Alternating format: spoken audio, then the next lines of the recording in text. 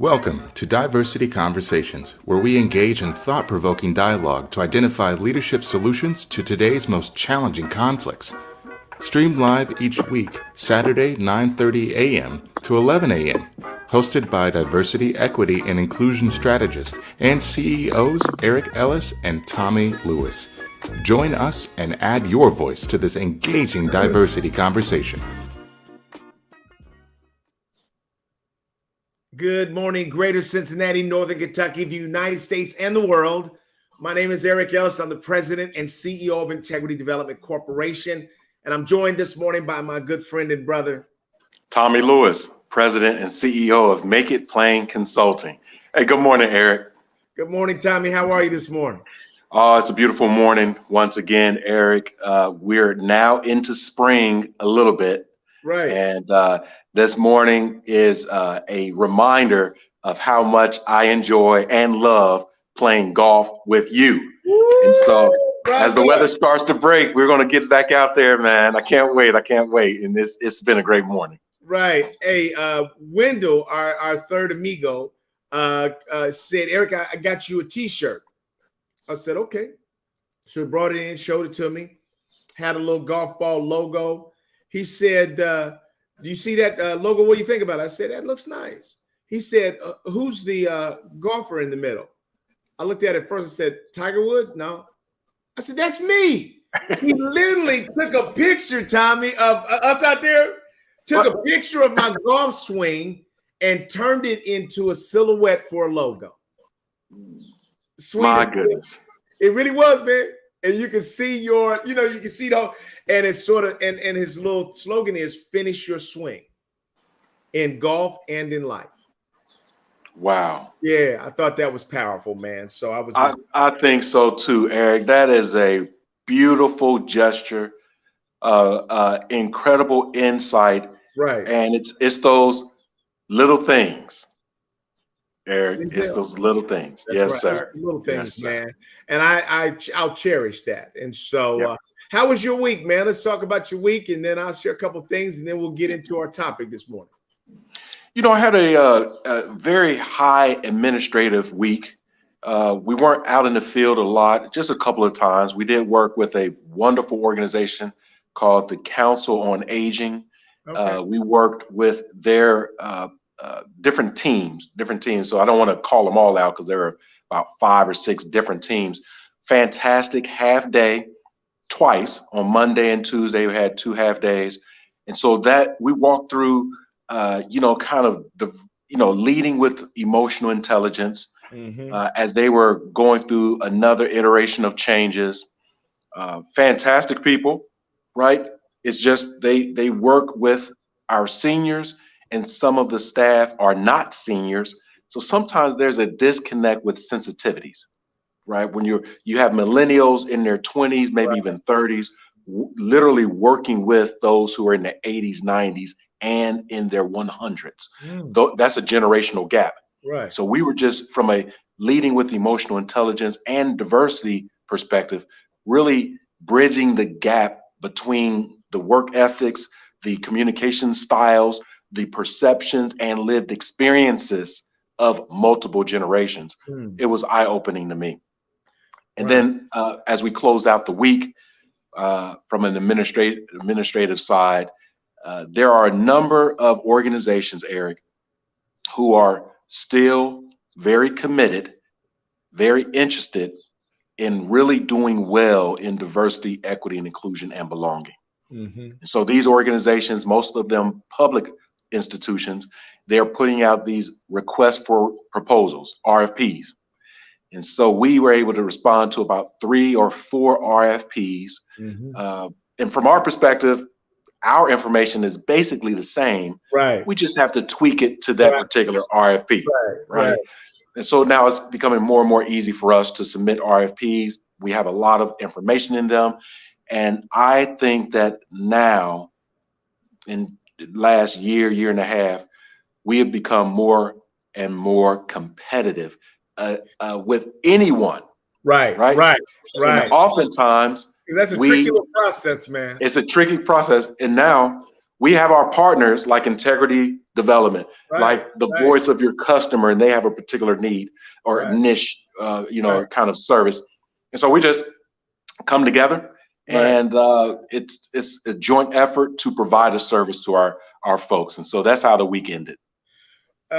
Tommy, I like that. And I just want to slow that down for people that may not see and experience what you and I experienced, that oftentimes a lot of proposal writing is a waste and a stack of losses. Oftentimes, organizations, especially public organizations, have already decided who they're going to work with. And so that's what you and I have been saying and experiencing for years. But what I hear you say is that over the years, you've amassed sort of a competency around this proposal writing. And you've amassed enough practice and work and experiences and looking at who's winning and why. And so sometimes what I hear you saying is that even if they may not be intending to select you, that you are serving up something that is so comprehensive and competitive that you feel strongly that you're going to get a lot of looks from people that may not have been thinking that they were going to select you. Yep, that's exactly the case. Yeah. And I know, you like you said, sometimes it's a waste of time, it's a lost cause, Yeah. very much so. Right. And sometimes, Eric, I'll share this. And those who are in business trying to scale their business and have to move into the RFP process, which with some organizations, if the project is over 100,000, 200,000, then there's an RFP process. And so if you're trying to scale and really grow your business, you want those multi-year, Right. $500,000 projects. You do. Right. So with that being said, also, sometimes I scratch my head, Eric, where we've submitted a proposal. We have been declined or rejected. We always want to improve our process, so we submit a public records request. Uh-huh. And in that public records request, we will get the top 3 submitted proposals, the score sheet that the evaluators Right. were evaluated. We get that, and the final contract for the awarded contractor. Right. Those are when it's a public institution, all of those are legally available to you. Right. Right. And so we have found that there are folks that make it into the top 3, top 5, even top 7 in some cases, where we weren't in that top 3, 5, or 7, that were nowhere near as qualified as we were. Right. There were some organizations like 3 years into the space. Right. Right. And so sometimes I scratch my head Right. and try not to get offended Right. that 30 years of global experience Right. with a litany of clients in a multitude of industries Right. versus a 2-person shop that started 2 years ago, Right. and they are in IT for 20 years, and now they're in diversity, equity, and inclusion. So I scratch my head sometimes of how did that happen? But I don't get dismayed. Ooh. And we continue to allow those who are in the reviewing process to know in their spirit what they saw in Make It Plain's proposals. Right. So we allow them to go off and say, hey, we didn't choose Make It Plain, but they're a good company. And then we get a direct ask out of the blue. Right. So God is always good, and we never know how he's working. Wow. And I just close by saying, as entrepreneurs and business leaders, not just the entrepreneur, but business leaders, don't always accept a denial as a rejection. Right. Sometimes it comes back, and love comes back in different ways. That is powerful, Tommy. I mean, you said a whole show worth of stuff right there, man. I mean, that's just powerful, because a lot of times people can just throw up their hands, get offended, go down there just barking and arguing the whole way. You're saying I take it in stride. I look at what won and see, oh, okay, this is how that went. But when you serve up a good product, that maybe somebody on the committee still recommends you. That's just awesome, man. Great attitude, great perspective, great learning. Thank you for that. Absolutely.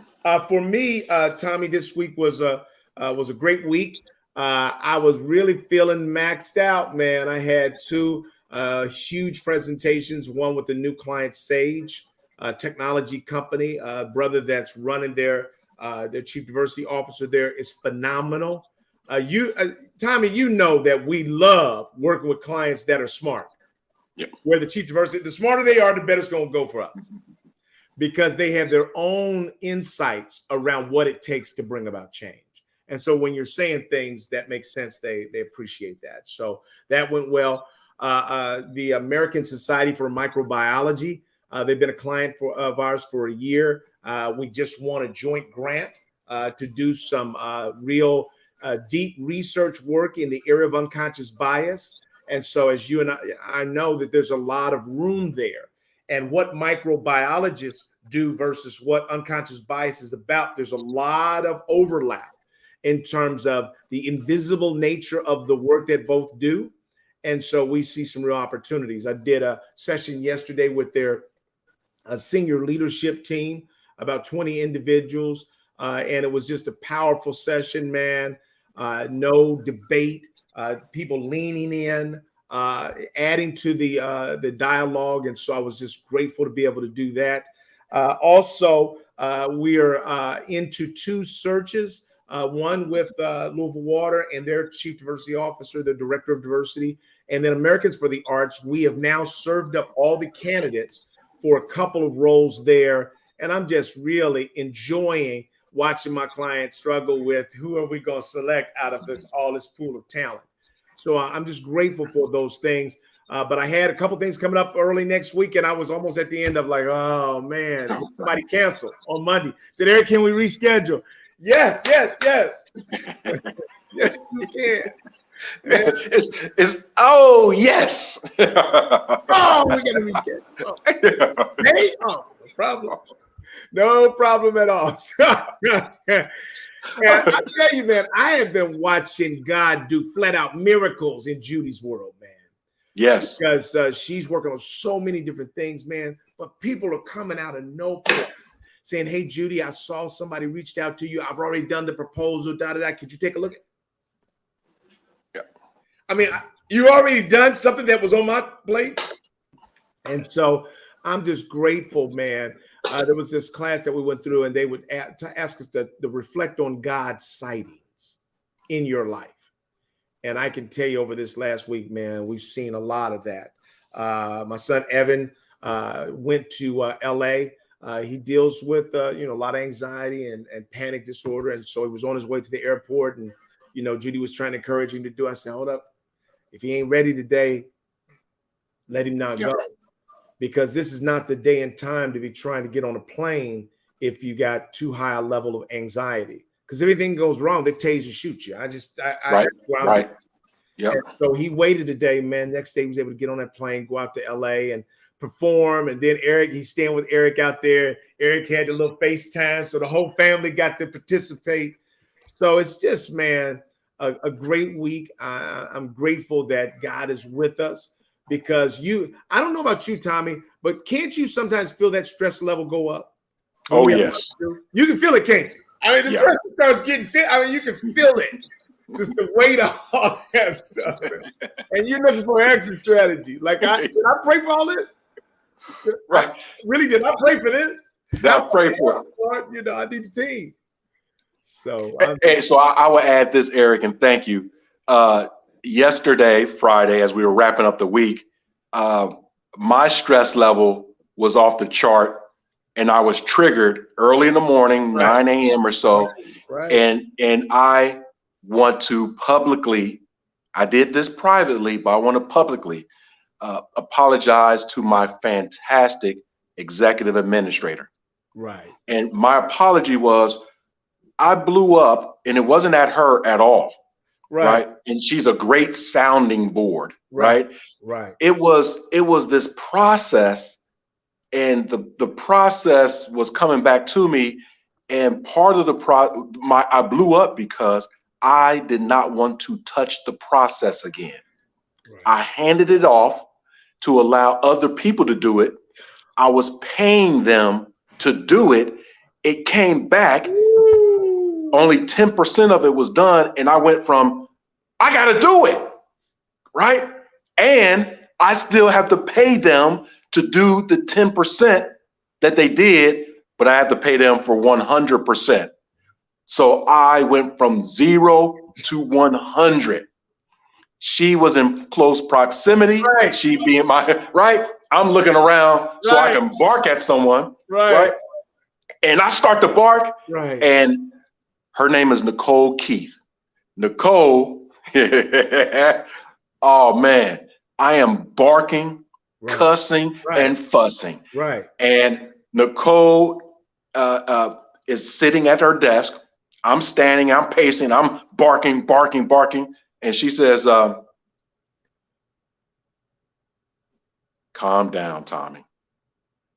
Calm down. Right? Yeah. She says, you could have been a little bit more clear in your direction. There are some things that you like specifically. And when it came back, it wasn't to your specifications. She says, I know what you want. I'll do it. Her pitch, tone, and energy reduced me, right? Because she was spot on. And I told her after I ran off into my room, pouting, stomping my feet, slamming the door, I came back out like, I'm sorry. I'm so sorry. Stress, Eric, stress was all over me. And I didn't really know. She said, calm down. Her pitch and tone was like, hey. Right. That's what it means when it says it takes a team to get things done. And that God's got to cover the distance between our humanity and what's needed in order to succeed. And I appreciate those real opportunities. And I share those with clients as well, Tommy, because it's easy for you and I to stand up on a stage and have all the right answers. And as Ken Wilson said, y'all looking good. That's really looking good. That's what happens when you get on the stage. And when you got that HD camera that Tommy's got. Ken, I hope you noticed that. He got the HD camera on it today. But that's right.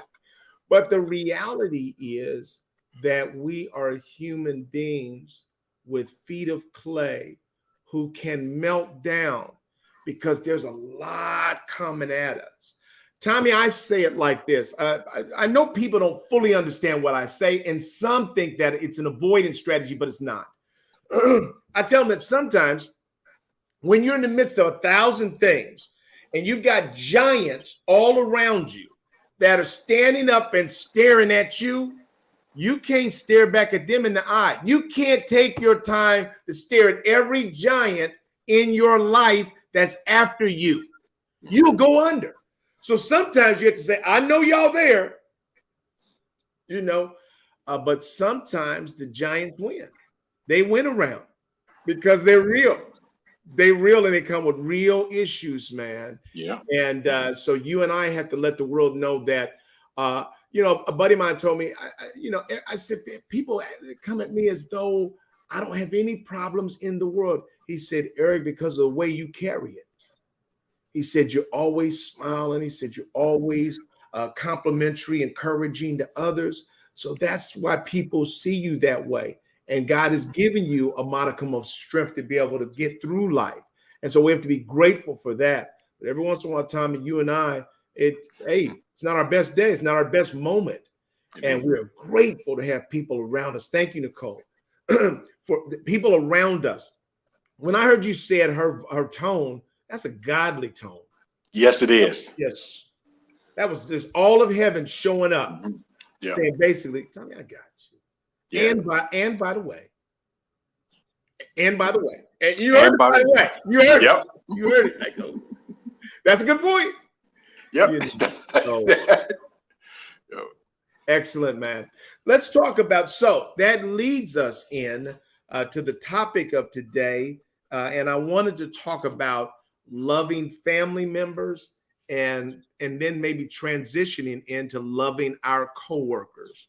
And Tommy, I'll just raise a couple of these and then ask you to sort of weigh in, and we'll both sort of weigh in. Ken Wilson, if you want to weigh in on these, I know this is a subject that's very important to you. The first one I'll talk about is emotional support, offering a shoulder to lean on during difficult times, comforting them, and helping them navigate their emotions. Talk about that from a standpoint of love within our families. So in the current state right now, Eric, I am having to learn and exhibit exactly learning and supporting from an emotional state.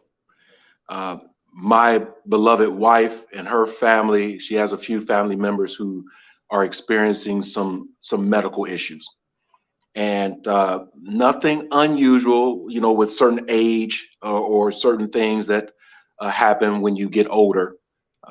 But because her family is so close, they rally around the individual or the couple of individuals. And so in that room, literally, it can be a bit crowded, right? Yeah. And what I've learned to do is to love my wife's family through my love with my wife. In other words, when she returns back into our home with all of the weight of having to care for her family members, she wants to just wind down, and that's when I wind up in my love for her. Right? I literally cater to her to support her and to fill her love bucket up a little bit more, because she's been giving it out to her family members. And that is the emotional support, right? And I have to work hard that I'm not bringing to her any stress, any anxiety, any doubt, any naysaying. I work not to do that. Right. I actually show up in a loving, emotional way that she receives it as psychological safety. She can come home and feel absolutely safe with all that she has going on with me. And that's how I love her. That's how I love her family, right? And at the same time, again, giving myself a little bit of distance with me and her family, because there's some nuances that I don't know about and I don't need to know about. Right. But I love them. I do. I love them. And it's through that chain of love, if you will, that I support them emotionally. I love that, Tommy. I love that, man. So I can tell you that I am confident, and I believe that Ken would say this as well. And thank you for the rest of the community that has joined us today, that I love Judy more today than I've ever loved her in my life. We are closer today than we've ever been. Not every day is a great acting day for me. Not every moment. I don't ever lose. Generally, I don't ever lose a whole day, but I can lose moments, because when we're up under a lot of stress and you come home and sometimes Judy's waiting there to just sort of, here was my day. And the enemy starts talking to you like, it's probably even helpful for you to have to talk about your whole bad day, if the day was bad for, and I've now learned to get all of that negative talk that the enemy brings to my brain, clear that out, and literally see her. And the first thing I throw on is this kind, comforting smile that says that this is a gift to me, that you're choosing to share the challenges that have happened in your day. And when you listen, and I'm just gotta just pause for a second and say, I wish I did it more, Tommy. Yeah. I'm not winning at this all the time. But I'm getting there. I'm getting closer to there. And what I'm seeing is that it's an honor when a person that you love feels so strongly about your relationship and you being a comforting place that they want to share with you the challenge that they're going through. You have an obligation, a responsibility, an opportunity to be that support person that's there for them. But the other thing that I'm seeing, Tommy, is that in empathic listening, the key is you don't have to solve the problems of people. You just have to be there to listen. But the beauty of our faith is that as I listen, there's somebody else that's working on the problem. And that's our Heavenly Father. Yes, sir. God is the one he's working on all our issues. So don't worry, bro. You ain't got to solve it. Just sit here and listen and watch as it says in the Bible, the mighty hand of God. I've seen the mighty hand of God come. Yes, sir. Miracles. When I got home yesterday, you know what I saw Judy doing? She had been out, to an evening thing with her sister Deltas and all that. And usually when she comes back from all of that, she's just like, let me get to the bed. She came back from that. You know what she was doing, Tommy? Yeah. I mean, she was just dancing and skipping. And I was like, what in the world? God had brought in supernatural miracles and was just taking things off her plate. And I love it when God confounds us. And the things that we're certain that we know which way they're going to go. We got a new supervisor. We got a new boss. We know which way this is going to go. They're not a good person. And all of a sudden, God just defangs them, disarms them. And so my job is to continuously commit myself. That's the word I'd rather use. Commit myself to trying to be better at this one around emotional support, Tommy. Because the last thing I'll say is, it's easy for us to have a pity party too, because we got real stuff. Yeah. We got real stuff that we have. It ain't like it's heavy. It's heavy. It's heavy, man. It's heavy, and it's hard to keep a smile on your face when that weight gets to stacking up on you. But God, when the word says that He won't give us more than we can bear, that is it. And the other thing that I'm grateful about weight. You know what it did to me after I got done yesterday, Tommy, at 3:30? I went on home. Mm-hmm. I started loading up to get to bed. I mean, at 3:30, 4 in the afternoon. I had a great week. We succeeded at the week. Deuces. What are you doing home? I'm just floating the road, man. I'm always out there in the world somewhere, bro. Somewhere, shopping, golfing, whatever, staying busy. And man, the older I get, the wiser we get. Sometimes I take my little raggedy self right on home. And that's the funniest scene in the whole family. Daddy's home early. I think in the living room. I mean, the cat, the dog, everybody coming there. Hey, Eric, you said you're always out there floating somewhere. Driving here and there, burn off energy. Or in the studio making a bad song. I see him there sometimes at 9:30, 10 night, trying to lift up a bad song and make it mediocre. I said, well, I'm trying to take the song from bad to mediocre. And then at some point, God says, hey, bro, go home. Go home.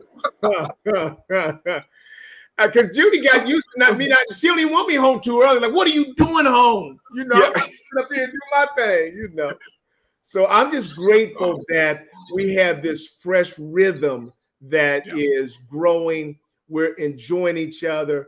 We're enjoying our enthusiasm about learning. We're enjoying being parents together, who have complementary aspects of what's needed to be useful, helpful, loving leaders of a family. We're very complementary. Yeah. Let me go to another one, Tommy. Quality time. And so it says that one of the ways that we demonstrate love to our families is quality time, spending meaningful time together, engaging in activities you both enjoy, and building shared memories. So I just want to say one out the gate on this, Tommy, and then I'm going to throw it to you. one of the things that we love doing is watching different shows that they sort of download the whole season or whatever. And Judy and I enjoyed it. But she been getting away on me, Tommy. You know, it used to be we would hold on that time and bond together.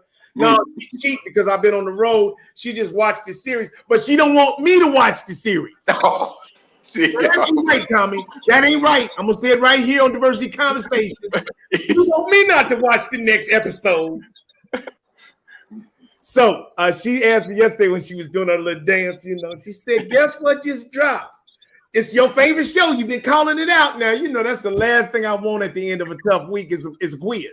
Oh, right. Lord, come on, can't you just tell me? No, think of it. What is it? What is it? What is it? I said, okay, The Godfather of Harlem. Yeah, that's it. Oh! So that dropped, man, and we watched several of those together, man. And I was grateful that we've got something that we really enjoy doing together. Quality time. Quality time. Thank you for sharing, man. Judy, a wonderful, beautiful person. The both of you, you know, really finding your stride, your pace, your lane. For me and my wife, Penny, we're moviegoers. We will go to the movie literally sometimes 2 to 4 times a month, every weekend, right? Mm-hmm. And if we don't go, we may land on 2 times a month, if not 1 time. But last night was our movie night. Okay. We went to see John Wick. Oh, it's an action movie. Wick, you know, it's an adult movie because there's a lot of, you know, shooting and stabbing and all that. Right.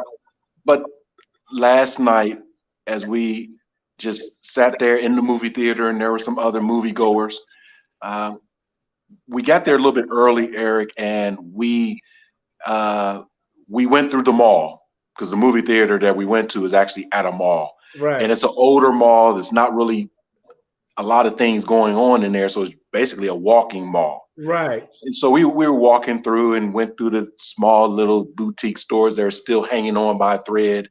Right. And it was just great quality time. Mm-hmm. Right. Our conversations ebbed and flowed. Mm-hmm. Our conversations went from, you know, critical and adult to really nonsense and childish. Right. It didn't matter, but we were just together, just in our juvenile essence, regardless of our age, right, in our season.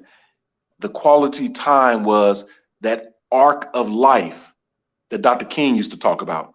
And where we are now is, as we watch movies, we are making the movie ourselves. It's right. Those moments it's like we're out of ourselves and we have the movie camera filming us and we're going through as almost characters, right, in our own designed story. Right. And that's beautiful through our quality time, that what people see in us is by design. Right. It's for the quality time before showtime, during showtime, and post-production. Right. Right. And folks like, you all are wonderful. Yeah, we're working at it. Right. It's QT. Right. Yeah. That's right. So it's great time together. And I would say that is James Dobson said it like this, that as you think about children, he says everybody's looking for quality time and trying to sort of schedule quality time. He said quality time is not something you can just dial up. He said quality time is found in the midst of quantity time. And so what I love is that Judy and I every day get a chance to literally close our bedroom door. And there we are together. That is our cocoon in many ways. That is our safe haven. That is our place to sort of be back to back, soldier to soldier, you know, husband and wife, and to enjoy feeling the oneness of being in a bedroom together as one, without conflict, without despise, but with true love and joy, knowing that we want the same things for each other, for our family, for our children, but trying to navigate that. So I've enjoyed that. We also went to see A Chorus Line, Yeah. the musical, and man, I didn't know the thing was going to be that long, man. I was sitting up in there like, really, really. And Judy was out a couple times, just out cold. And everybody in the whole, but we had a beautiful time being at an event together. And so I love that. Let me throw a couple at you, Tommy, and just choose any one that you like. Physical affection, expressing love through hugs, kisses, or other appropriate gestures just shows that you care and are physically present. Empathy, trying to put yourself in their shoes, understanding their perspective, and being sensitive to their feelings and needs. Yeah, the empathy piece really resonates with me, Eric. I know we teach it. I know we study it. I know that we learn it from other folks, but I would say it's much easier said than done. That's right, Tommy. Empathy. You are preaching now, brother. I struggle with empathy, not that I can't give empathy, right? But truly, for me, empathetic is placing myself in one's shoes. Mm-hmm. It's difficult for me, Eric, to place myself in one's shoes where the shoe truly doesn't fit. Right. I don't have that experience. Right. And so, I may become sympathetic, sure, but as I'm trying to be empathetic, I try to attach to what I find in common. Right. I don't know what you're going through. Right. So now I have to move into just empathetic listening. Yeah. Right. And not really trying to physically or psychologically put myself in your space, but just be there. And that happens a lot, even with me and my wife and other folks that may be, again, experiencing things that I have no clue about at all. Right. But I think it's a phenomenal skill set. Yeah. It's a phenomenal emotion of empathy, right? It really is a selfless emotion. It moves you from looking at yourself to empathy is really just foregoing all of you to dive deep into the lived experience of another. That's profound. So that's the greatest, one of the greatest levels of love, in my opinion. Right. And so let me, man, I'm going to come back to what you just said, but I'm going to start by saying I have a union boss with one of my clients that said the exact same thing. He said, Eric, white male, feels really close to me. He says, man, when some of the union members bring to me issues related to gender, related to race, he says, I can't relate. He says, I'm just completely lost at what to do, how to respond, because I don't have any scaffolding inside of me to help me navigate that. He said, so I need help on that. But you said something, Tommy, that was so powerful. You said that sometimes I don't have any language or understanding to relate to what you said. And then you said I had to sort of fall back. My fallback strategy was empathic listening. That's the answer, people. Do not start giving bad speeches to people or trying to solve the problem or giving them advice or arguing back at them, doing things that make it worse. Dive to Tommy Lewis's empathic listening, because that's going to be a powerful benefit and value to them, especially as you get better at that skill. It also gives you more understanding of what they're potentially going through. So I just want to give a huge shout out, man, to the power of utilizing the skill of empathic listening when we might not have a real perspective. That's love. And I like that you called it a selflessness. When we think about empathy, there are three types of empathy that we can administer. There's cognitive empathy. that's sort of an intellectual knowledge of what people are going through. There's emotional empathy. That's an understanding of how it might feel for people to go through things. And then the third empathy is a compassionate empathy. That's where you're literally getting in it with them. And I talk about a lot that when my father died, Mrs. Goins, a mother in the neighborhood, the Goins family was just like our family. And so she came over because when my father died, my mother had a nervous breakdown, and there were 5 kids, man, and we just all over the place. She came in throwing an apron, man, and just took over and brought that compassionate empathy, and understanding that a loss had occurred, a sense of the feeling that we were going through because she's seen death happen in her family. But then she went to that third leg of empathy, that compassionate empathy. And Tommy, I'm going to ask you to just transition just a little bit to the workplace and talk about those 3 empathies. What are we seeing in the workplace today? What's missing in the workplace today around any one of those? What we're seeing in the workplace today, Eric, is there is indeed an increased interest and want and even need for compassionate empathy. I'm seeing that there is an increase of really our coworkers who really spend most of their daytime and sometimes evening time hours with other coworkers, right? And they get to know them at different levels. But then there's the challenge of the skill of really crossing that bridge into knowing the other coworker and even loving them from a compassionate, empathetic way.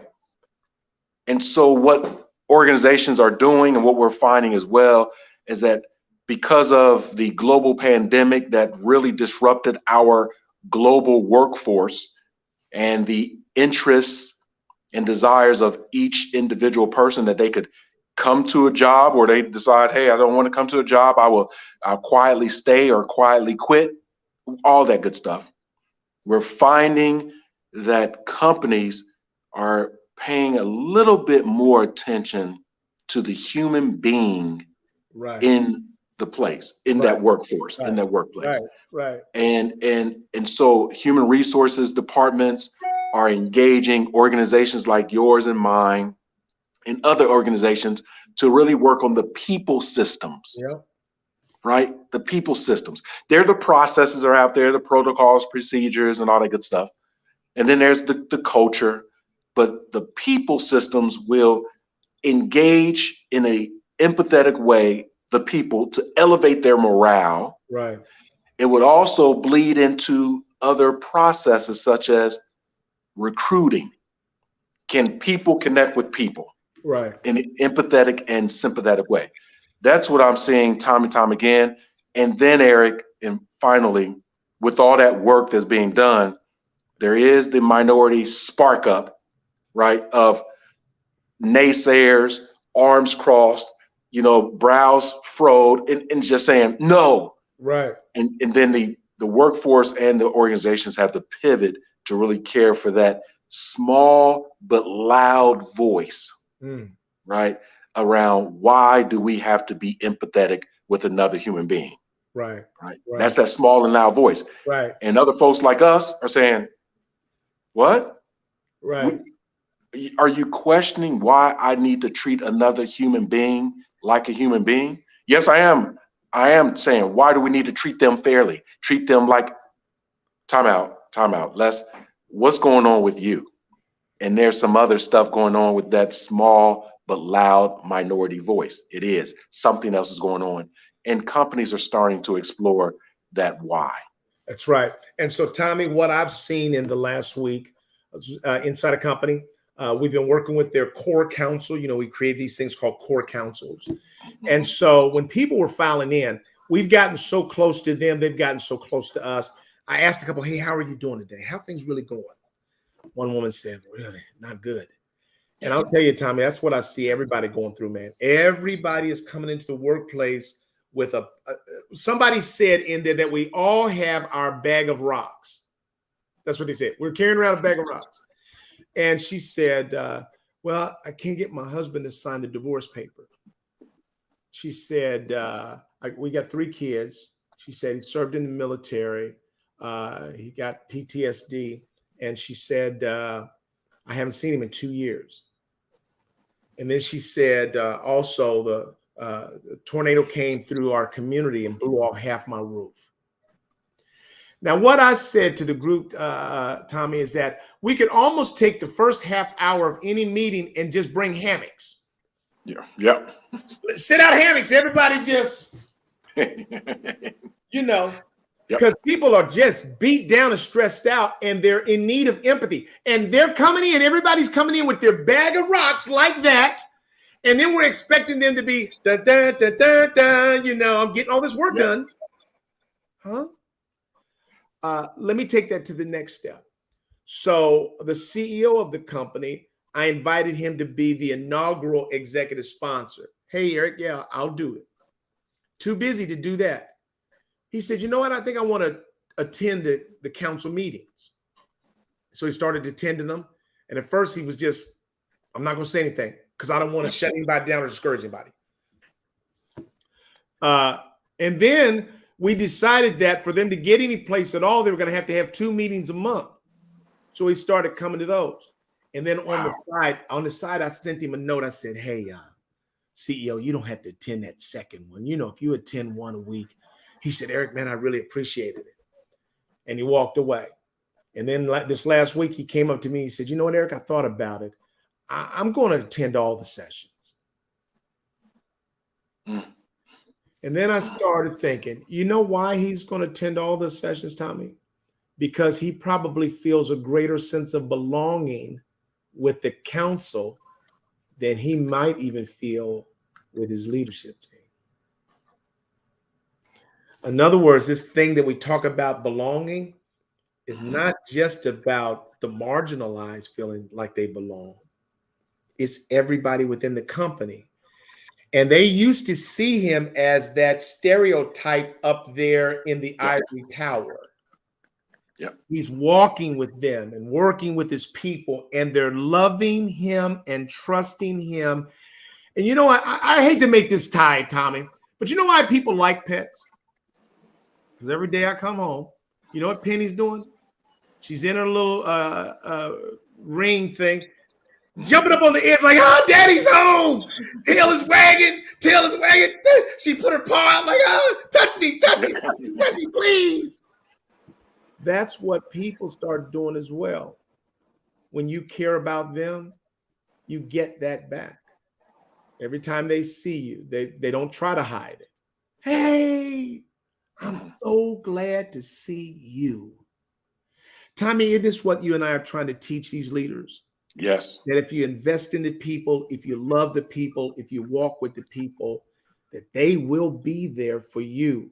And so I was just impressed and blown away that out of all the stuff that he's got to do, he's saying, no. Mm-hmm. This is a priority for me now. If they're doing an extra meeting a month, I'll be there. Yeah. Eric, that is, again, remarkable. We know how busy senior executives are. Right. When you have thousands of employees, you have all these responsibilities. But I would say that I would project that there is something in the energy, the spirit, the words, the actions of these meetings that's striking a nerve and chord with the executive. In other words, when these conversations, when we talk about core diversity councils and things like that, these are, I believe, very good organizations, very good committees that have developed over time some level of trust. Right. I'm going to speak my truth. Right. And as people are speaking their truth, a senior leader who has always been bombarded with, I'm the leader, but people think I have all the answers, but I know in my own self, I don't have all the answers. Right. Not only do I not have all the answers at work, I don't have all the answers in my life. Right. And I come to this committee meeting and I hear people grappling with and solving these questions. Come on now. Here's where I need to be, because in that executive leadership team meeting, folks are kind of Posturing putting on, everything. they're Right. posturing, right? Hey, the system is broken. Doesn't anyone see it? Right. Well, I think that if we roll out this new initiative and we have this new metrics and everything, no one said it was broken. Well, not going to say that. Say it. Right. Because in the committee meeting, they're saying, hey, it's not broken. Here's some suggestions to fix it. Right. That's what I want to know. And how are you dealing with your children? Well, I can't wrap my arms around my babies. Right. Oh, me too. My son has lost his mind. Right. Right. I've lost my mind. Right. Welcome to humanity. And that is empathy. Empathy. I see myself in other people, regardless of my role and my responsibilities, even if it's at the highest level, right? Or I have minimal roles and responsibilities. Right. We are welcome here when we have that sense of belonging. Right. And Tommy, you and I, although we are the consultant leader designers of these solutions, that's funny in and of itself. Right. Yeah, that's funny. We actually get to be part of it. We get to sit on the sidelines and feel good about something working and people beginning to lead and people beginning to see solutions. So the CEO says, this council has become so tight-knit and it's a diverse representation of the organization. He's saying, I need my whole company to operate like this. And part of what we're teaching them, Tommy, is to have grace for each other's humanity. Yes. Because the more each one of them gets a microphone, you don't just hear the profound insights and growth that they've experienced.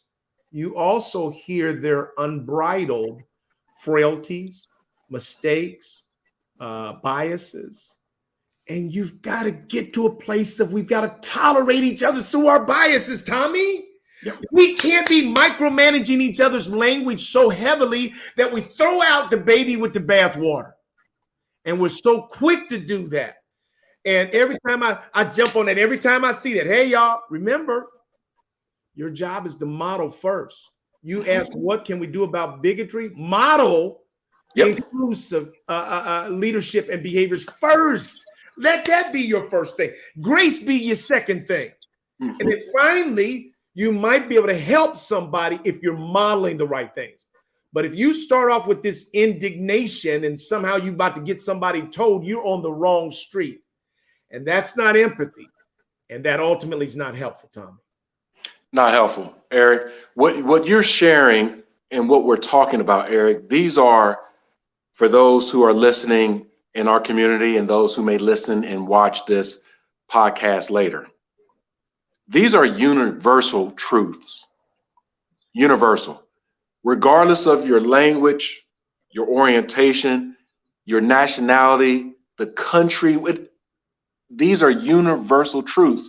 We're talking about humanity and how we work together, self-awareness, intercultural literacy, working with other people, different values, beliefs, perspectives, lived experiences. And we are, again, grappling with how do we do it? That's right. That's exactly. Grappling is the right word. I put up a slide that says, which is most important, the people or the work? Be slow. Don't answer that quickly. Yep. Yeah, you're going to try to answer it quick because you think you know. That's why people don't think they need any education around diversity anyway. I know the answers. Right. What do I do with the person that's significantly overweight? I don't even notice it. I don't judge it. I mean, but what are you really doing? Well, I'm judging them. I don't really want them to represent the company. That's what you're really doing. And so when we ask the question, which is most important to people in work, we want to say the right answer to the people. But if you look at what we're prioritizing, it is the work. And what you and I are talking about right now is a foreign concept And for decades, it was out of bounds. You didn't bring your quote unquote personal life into the workplace. Well, who else are you going to bring to the workplace? Mm-hmm. If it ain't the person of you, who else are you bringing? Yep. It is you. It's you and all the baggage that you had before you got up this morning. All of that is what you're bringing to the workplace. And if we don't make room somewhere in here to be able to engage around some elements of that, there's no way you're going to be able to effectively deliver on this work. Sometimes I have to be able to say, that mountain's too big for you to be here today. I got you. Yeah. I got you. You don't even have to ask to go home. Go home. Yeah. We got you. That's where we need the workplaces to go, Tommy. And if the workplaces aren't prepared to consider that, you will not, I can promise you this, you will not have access to the most capable, talented people, period. Not going to happen. Yep. I agree. We're having wonderful. I love that Terry Bankston is joining us today. We are so glad to have you with us. What's up, Terry? Man, it's been so long, man. Good people, man. Real good people. Right. Tommy, I think we got room for one or two more, man. Let me just let me throw a couple others at you. Trust and respect and acts of service. Let me just read off those. Trust and respect, showing faith in your family members' ability and respecting their individuality, opinions, and boundaries. Let's just stop there, bro. I love this one. Trust and respect, showing faith in your family members' abilities and respecting their individuality, opinions, and boundaries. Tommy, you want to jump in on that? Yeah, I want to turn it to you, Eric. Right? Yeah. I got that one because I just talked about this yesterday. I was just telling somebody that this is who I want to show up as every single day.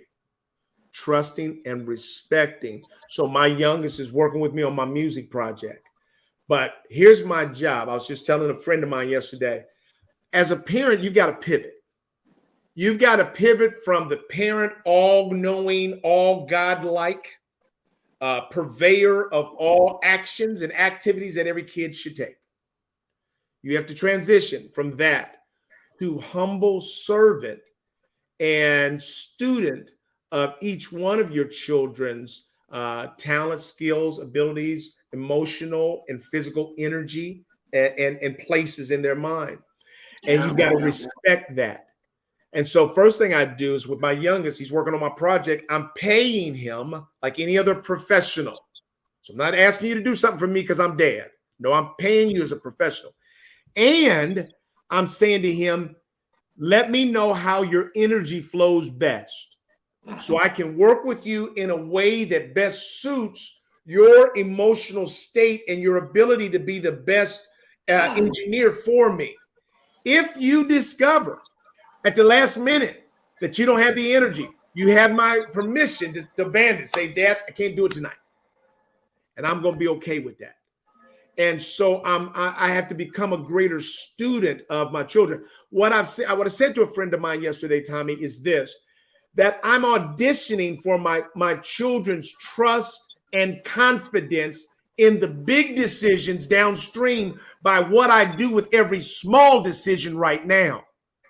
In other words, as I show you that I'm trustworthy and I'm going to look out for your best interest, then when you have a big decision to make, you might lean in because you know that you can trust me to be objective. And I'll say again about the example of years ago. Eric was going out to Philly to meet with a big music mogul, didn't have transportation. And so I said, well, hey, your sister can go. So I just strapped his sister onto his back. Didn't ask for his permission. Just strapped her on him. And I'm thinking as a parent, 2 for 1. I can get 2, because Jillian's cold. When that mogul sees her and him, woo, I get 2. Yep. And then God showed up. God said, Eric, that's wrong. He hadn't even gotten in the door good out there. And you use your parental authority to push another sibling onto him. You've got to undo that. I said, Eric, I said, something came to mind, man. I said, look, I said, you told me you're going out to Philly and didn't have the transportation, and I loaded your sister up on you. I said, man, that was wrong. I said, I was wrong. You haven't even gotten in the door good. I said, and thank you. You didn't even push back or challenge me. I said, but I want you to know this. I said, did you think about that? He said, I did. I said, I want you to understand that sometimes your thinking on a situation is going to be better than mine. And you have my permission to push back. I said, now I'm going to undo this because you didn't put this together. I did. So I'm going to untangle it. But I think that, Tommy, that's what this is talking about. Trust and respect is built by the actions that you and I take every day that build their confidence that when they need us most, Tommy, I hate it if a kid doesn't feel like they can trust that their parent is going to look out for what's best for them. I'm sick of seeing that. As a parent, you got to be open to not just your agenda, but what is the agenda of your child or your loved one, and how you lean into that. Yeah. Eric, that's a great closing story. It's a great closing example of not only building trust, making the deposits of trust in another person, but also of self-awareness where trust may have deteriorated or been lost, right? And to circle back. That's right. When we're building that house of trust of brick and mortar, and that little brick is a little crooked, you made crooked, how do you fix it? Instead of stepping back afterwards and say, hey, nice house, I helped you build it, and you got a crooked brick. Right. No, you made it crooked. Right. Dad. Right. It takes cultural humility, it takes empathy, and it takes the true willingness and readiness to build and regain trust. Yeah.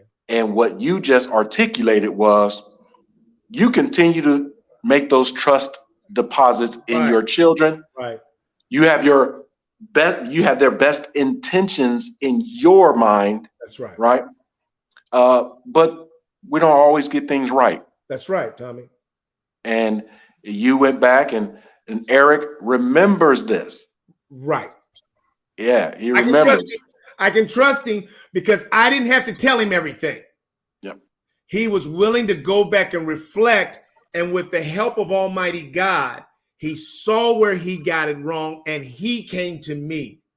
Yep. I now know that in the big things that I can trust them to be a neutral and fair arbiter.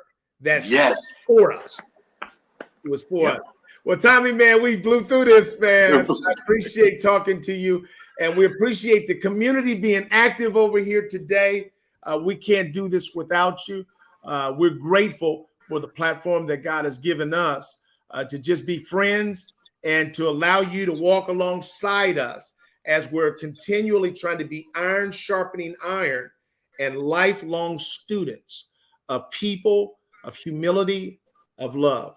And we'll see you again next week for another of our weekly conversations in Diversity Conversation. Thank you. Take care. Take care now.